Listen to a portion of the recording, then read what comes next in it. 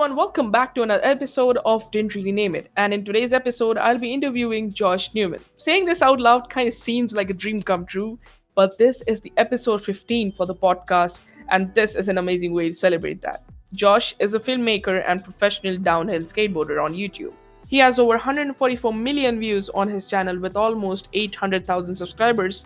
And today, we'll be talking about how he started his journey and how he plans and films his raw runs and other films.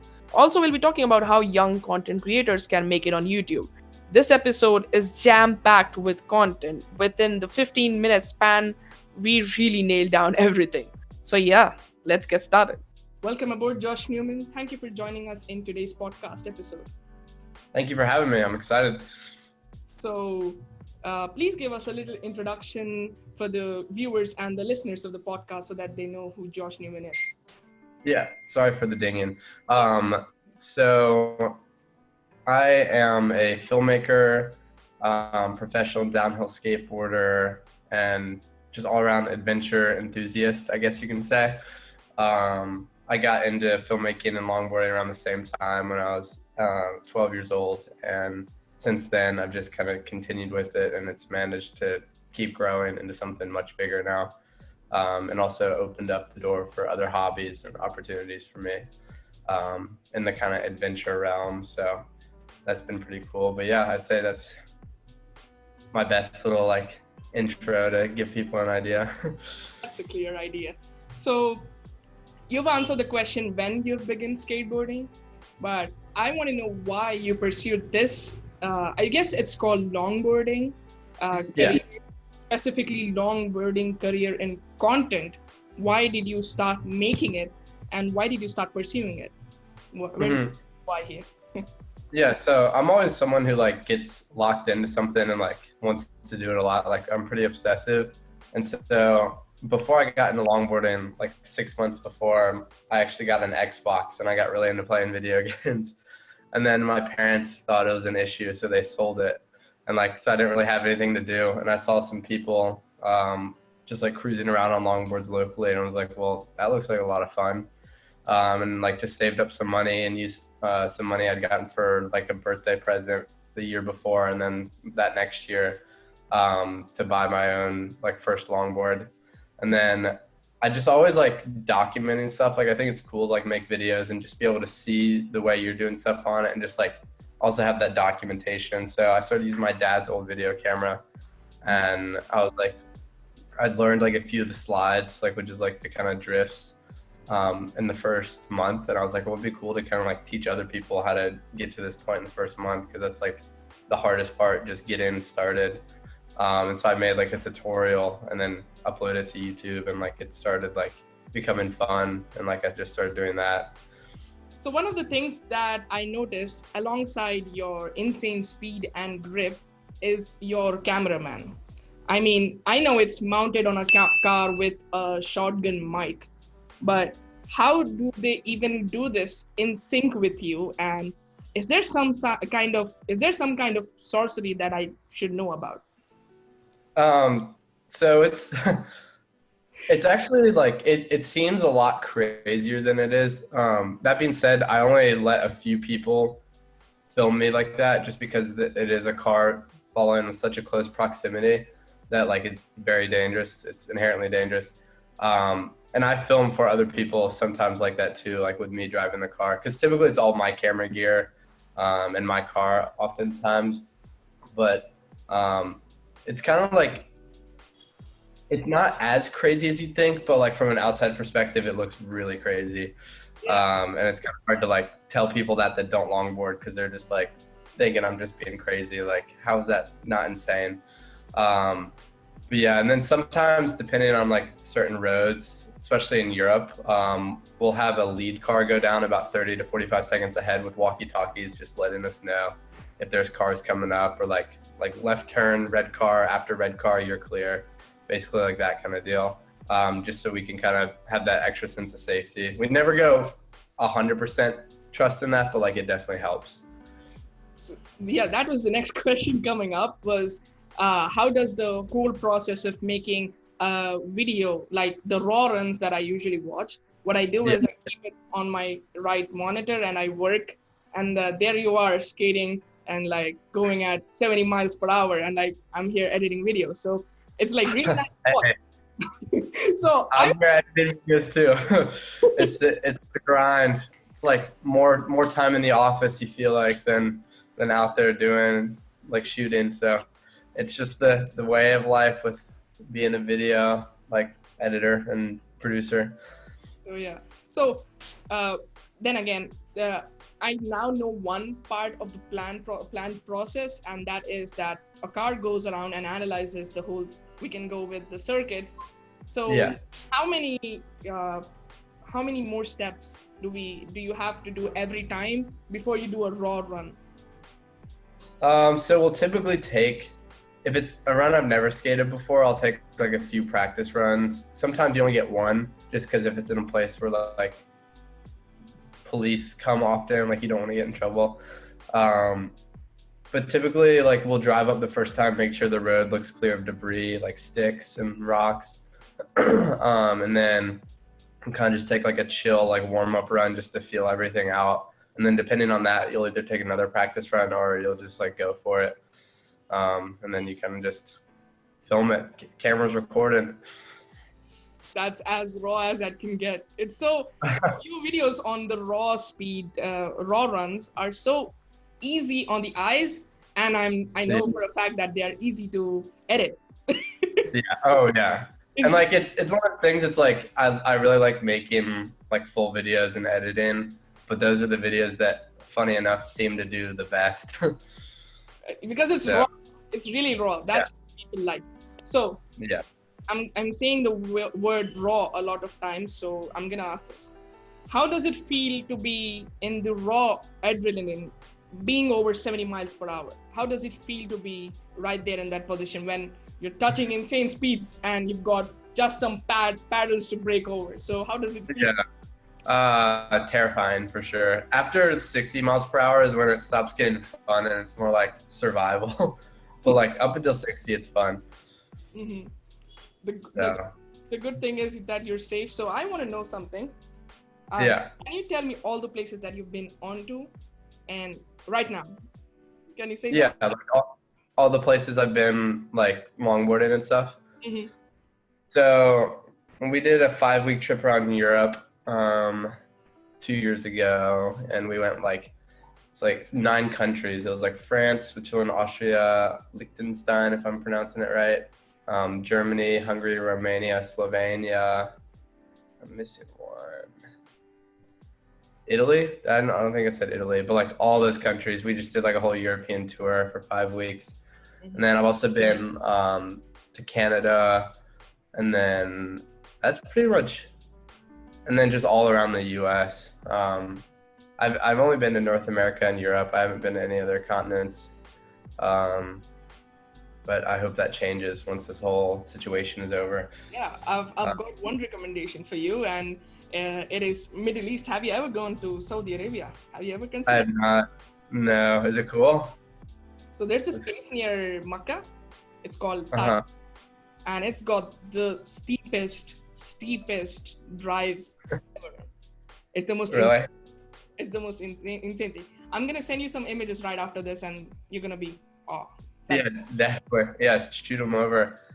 But yeah, right now I'm in North Carolina, which is on the East Coast of the U.S. Yeah, that's really nice. So, what's your opinion on boosted boots? I think they're cool. I haven't been following it a ton, but I know they had like a big falling out thing recently. I don't know. Are they going completely out of business? Do you know? Almost. Yeah, I knew there's some bad stuff that went down, but like I don't really follow as much of that. But I've ridden them before. They're fun, but it's also like a very niche thing, so it's hard to build an entire industry around it. One of the questions that I was trying to make sure about was the content niche. I see that longboarding is also a niche. So initially it doesn't attract viewers who are, for instance, I don't longboard, but I see your videos. So I wanted to know, did you think that this would happen, that anyone who doesn't even skateboard or longboard watches your videos?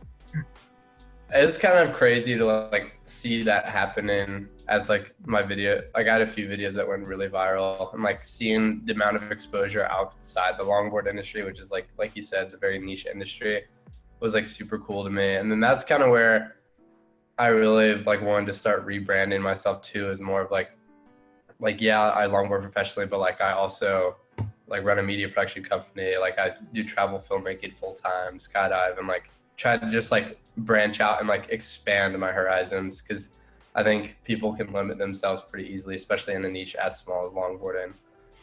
Yeah. Yeah, that's what I was thinking, because I recently saw your more, I think I've seen more films on your channel, which are super awesome. For instance, Life's Good is one of them. I really enjoyed that one. And yeah, just hope that those kind of videos also get pushed out, because at the end of the day, you're a filmmaker. Yeah, definitely. And I'll have it's like harder since I haven't been super consistent recently, just being just really busy with like getting videos out. But I'll have like a good string of like probably 8 or 9 videos coming up next month, so that'll be exciting. It is exciting. So this is the question asked by the way, some of these questions are from my Instagram poll. So Uh-huh. some of them helped me out, and I had to mix up and then literally ask them. So Yeah. this is the question that exactly came raw. I'm using the word raw more, I know. So it came from Instagram. What was your worst injury doing this? Probably my most recent one that I'm like currently recovering from. It was this past summer. I don't know if you saw the video on my Instagram, but it was in Northern California, and I basically just got thrown off my board at about like 50, 55 miles per hour, and like fractured my shoulder and just kind of like slid on the entire side of my body. And it was pretty brutal. Pretty brutal.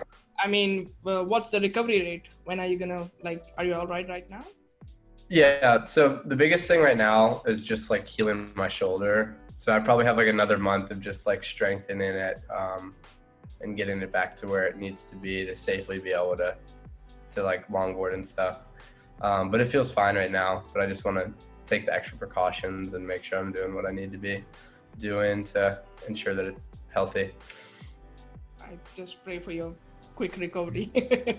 That's all I can say. So there are many young newbie creators, especially me. I'm a newbie content creator and a video editor. So I want to know what I should be doing and what are you doing right, so that, I can get back on the track, right on the track. Yeah, definitely. Wrong, but yes. Obviously just like putting in the work every single day, like staying motivated and just focusing on yourself and your self-betterment. And one thing that I've struggled with, and I also tell other people, like it's so crucial, is like become happy with your progress, because it's so easy to look at other people online and be like, wow, they're way ahead of me, and get really intimidated and like not even have the motivation to want to get out there. But as soon as you like, it's all right to look at that and take inspiration from it, but like that's what you want to like, you want to just like see it as like, oh, I can be there, but right now I'm progressing, and like I'm going to focus on my progression and judge my success by my progression, and not a certain number of views, likes, followers, or like a certain level of something that's like feels unattainable at the time. Because if you keep going, it's going to happen. Like you're going to be good. Like everyone has the potential. And just falling in love with the progress and the journey rather than the destination, and doing things because you're passionate about them and not for a certain number.